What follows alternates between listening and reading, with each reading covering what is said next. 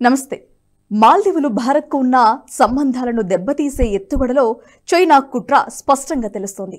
సముద్ర జలాలపై ఆధిపత్యం సాధించి ఆ తర్వాత ఇతర దేశాలపై పెత్తనం చలాయించాలనే ధోరణి కనిపిస్తోంది.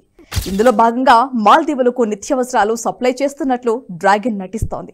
ఇక మాలేలో జరిగిన అధ్యక్ష ఎన్నికల్లోనూ మైజూకు చెందిన ప్రోగ్రెసివ్ పార్టీ ఇండియా అవుట్ నినాదాన్ని బలంగా వినిపించింది. దీంతో మహమ్మద్ మైజూ సక్సెస్ అయ్యారు. కానీ ఇబ్రహీం సోలీ మాత్రం ఇండియా ఫస్ట్ నినాదాన్ని వినిపించారు. ఇక మైజూ అధ్యక్షుడయ్యాక చైనాతో ఫ్రెండ్షిప్ మరింత బలోపేతమైంది.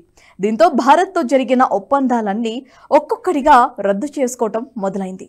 ఇలా భారత్ని దెబ్బతీసే కుట్రలకు తెరతీసినట్లు కనిపిస్తోంది. భారత బలగాలను తమ దేశం నుంచి ఉపసంహరించుకోవాలని మాల్దీవుల ప్రభుత్వం డిమాండ్ చేసింది.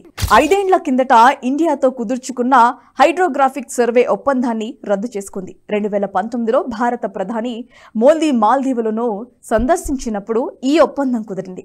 అప్పటి మాల్దీవుల అధ్యక్షుడు ఇబ్రహీం మహమ్మద్ సోలీ అభ్యర్థన మేరకు ఓ ఒప్పందం జరిగింది. ఈ సర్వే కింద ఇరు దేశాలు మాల్దీవుల్లో జలాలు, పగడపు దిబ్బలు, సముద్రపు అలలను, వాటి స్థాయిలను సంయుక్తంగా అధ్యయనం చేయాల్సి ఉంది.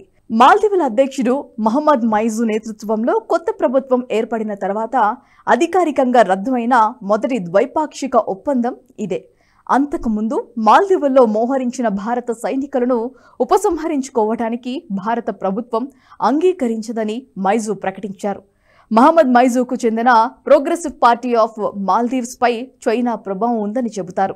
అధ్యక్ష ఎన్నికల ప్రచారంలో ప్రోగ్రెసివ్ పార్టీ ఇండియా అవుట్ నినాదాన్ని వినిపించింది. అంతేకాకుండా మాల్దీవుల్లో భారత దళాలు ఉనికిని తొలగిస్తామని కూడా చెప్పింది.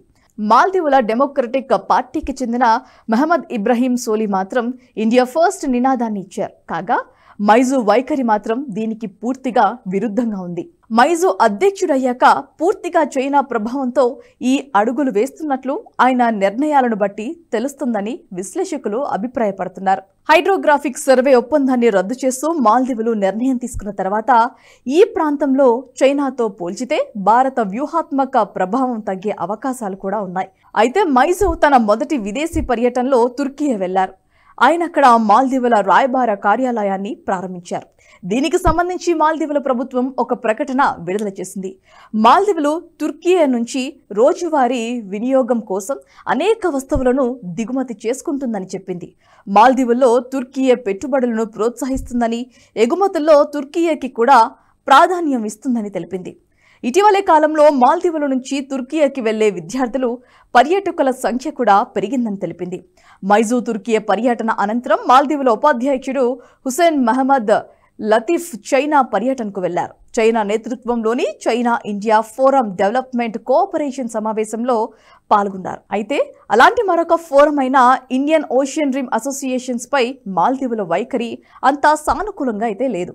China India forum of development cooperation సమావేశంలో లతీఫ్ తమ దేశానికి చైనా పాత్ర ముఖ్యమైందని అన్నారు. తుర్కీ చైనాలో మాల్దీవుల నేతల పర్యటన భారత ప్రయోజనాలకు సానుకూల సంకేతం కాదని నిపుణులు అంటున్నారు. ఎందుకంటే భారత సముద్ర భద్రతా అవసరాలకు సంబంధించి చైనా, తుర్కీ రెండు వ్యతిరేక వైఖరిని అవలంబిస్తున్నాయి. తొలుత సముద్ర జలాలపై పట్టు సాధించడం, ఇక ఆ తర్వాత పెత్తనం చలాయించే ధోరణిలో విధానం ద్వారా స్పష్టమవుతోంది. అందుకనే భారత్ మాల్దీవుల వైఖరిని వ్యతిరేకిస్తోంది. ఈ వీడియో మీకు నచ్చినట్టయితే లైక్ చేయండి, 10 మందికి షేర్ చేయండి. అలాగే కామెంట్ల రూపంలో మీ అభిప్రాయాలను మాతో పంచుకోండి. Nationalist hub group of channels ను సబ్స్క్రైబ్ చేసుకుని తెలుగునాట జాతీయవాద జర్నలిజాన్ని ప్రోత్సహించండి. ఈ వీడియో కింద ఉన్న బెల్ ఐకాన్ పై క్లిక్ చేయడం మర్చిపోవద్దు.